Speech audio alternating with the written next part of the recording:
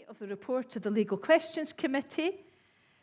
And Marjorie, we get you back again.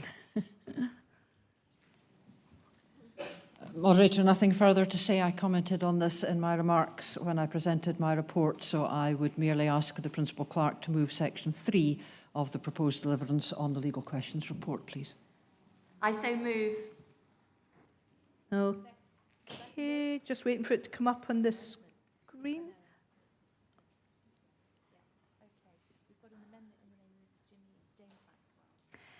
Okay, so we now have an amendment to section 3 in the name of James Maxwell. Yeah, if you could read it out while we're finding James, and we'll see what the convener has to say. Thank you, Moderator. At the end of the section, add these words, subject to inserting a new section 5.2 and renumbering the existing section 5.2 as 5.3 as follows.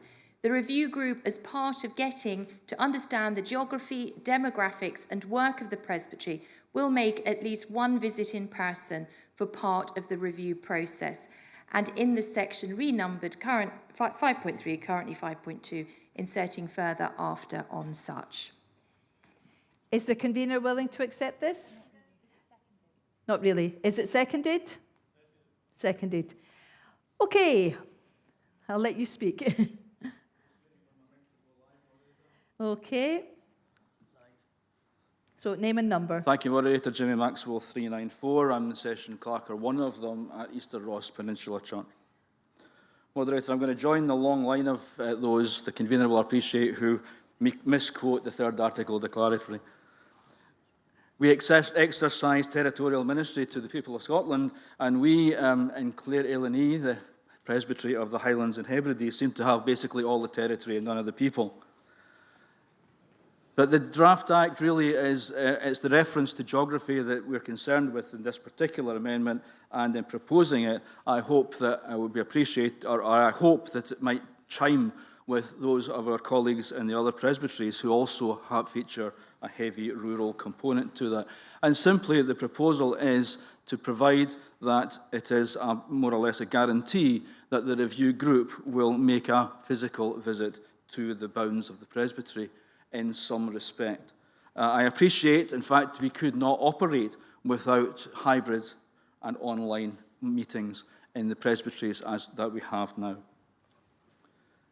Equally, we have presbyteries in the urban parts of Scotland where they are dealing with increasingly challenging situations in urban priority areas and so on. However, I'm very much focused, from my point of view, in the rural church.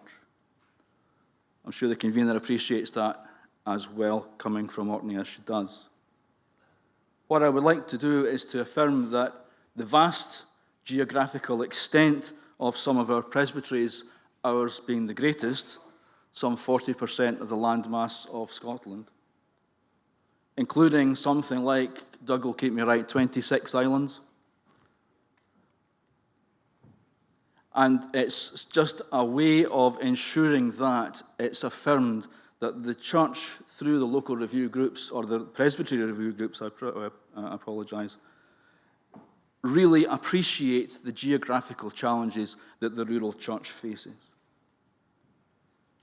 We use the internet, we have got commissioners online at this moment, but my experience, and those of many, is that the personal experience is much more enriching.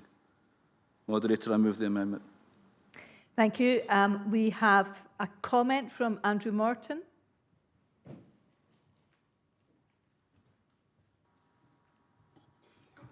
Andrew Morton, 116. I am, at least for the next few weeks, the moderator of the Presbytery of the South West. When I took that on, I had no idea, really, of much of the geography. Despite having lived in Dumfries and Galloway for 40 years, my bit of it is very, very different from much of the rest of it. Mine's kind of flatlands, pastoral lands. Driving some of the roads up through the southern uplands is a different matter. And I strongly think, yes, we are all intelligent people. We are all creative and imaginative people. And we can read the documents, we can read the maps, we can look at the images. But frankly, my experience is that there is nothing to beat actually driving those roads, getting a sense of the atmosphere of being in that place, getting to know the troubles verbally, face to face, that ordinary people are experiencing in these areas. And I'm sure that the committee will do its absolute best to understand these issues. I would never suggest otherwise. But the spirit of this motion is one I feel very strongly supportive of.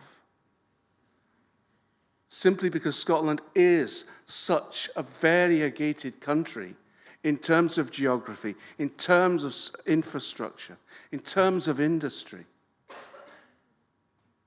To experience the extent of that variegation, I think is a very, very valuable tool for review.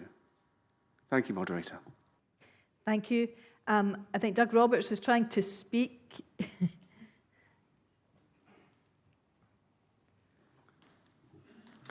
Yes, Moderator. I'm currently Moderator of Clare LNE, the Presbytery that my friend Jimmy Maxwell is also a member of, and I want to speak in support of it. I seconded what he said. If you haven't experienced the magical world of ferries in the Western Isles, then you need to expand your life. You need to understand what it's all about. The magical world of McBrain's is something else. Moderator, you yourself are going to be visiting Clare LNE. You'll be doing it in 2 bursts, and when you do that, the 2 bursts that you will be doing are about almost 200 miles apart from each other as you go to visit one part and then another later in the year.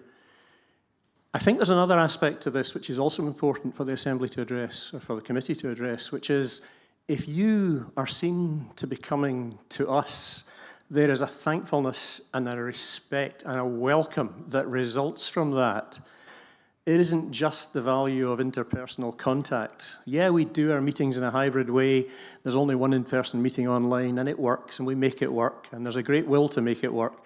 But anything that is originating from the central church, which is seeking to help, might actually have the opposite effect unless it is an arm reaching out, and we just want you to do it literally. So I support this amendment. Thank you. There are no other requests to speak. So, James Maxwell, a final word, if you like, before I get the convener to close the debate. Happy to close, Moderator. That's great. Thank you, convener.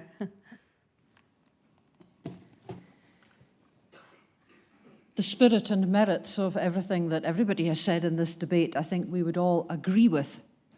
In fact, so much so that my colleague tells me that the Presbytery Review Committee has in fact visited in person both the pilot presbyteries that have been visited.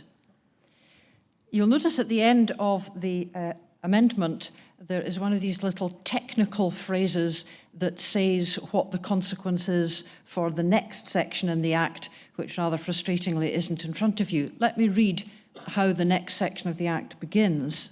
So the current 5.2, on such visits and meetings as they may consider relevant and over such timescale as may be required, the review group will enter into conversation with groups and individuals at Presbytery and also at local and national level and so on. And so the effect of this proposed amendment does only one thing. It makes compulsory what is currently at the discretion of the committee, which I know is minded to visit as often as possible. I understand that the Principal Clerk may say something about budgets. When you make something compulsory that isn't currently, then you do slightly trigger a rule about saying where budgets are going to come from.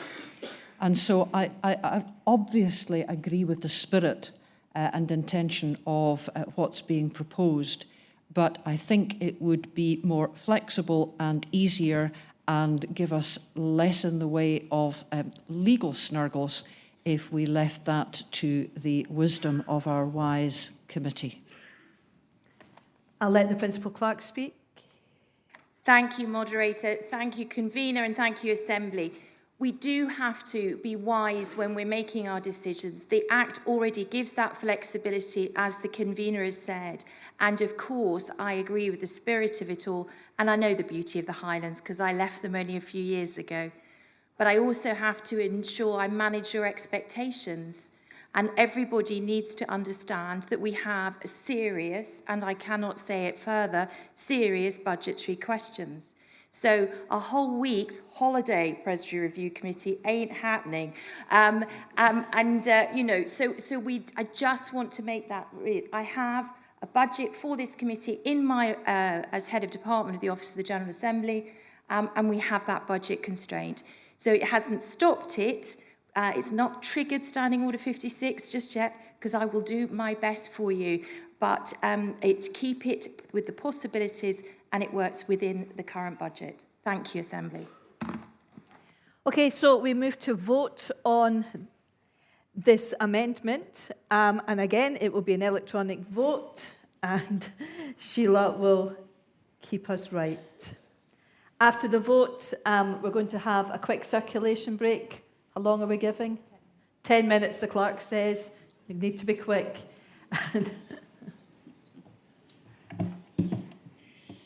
So we're voting on an amendment. We're voting either for or against the amendment. Button 1 for the amendment. Button 2 against the amendment if you're voting in the hall. The vote is now open.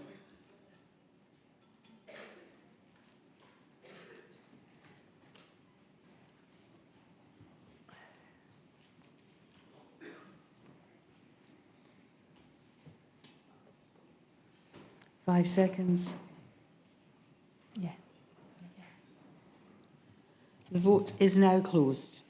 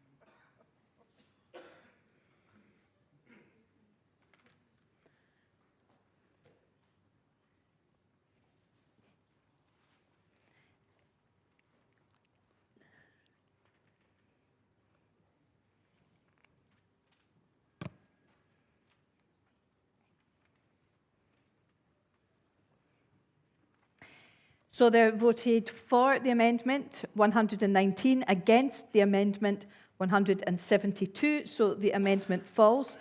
Do we pass section 3 as in the print? And the deliverance as a whole? And online? Yep, everything's good. Thank you very much, convener.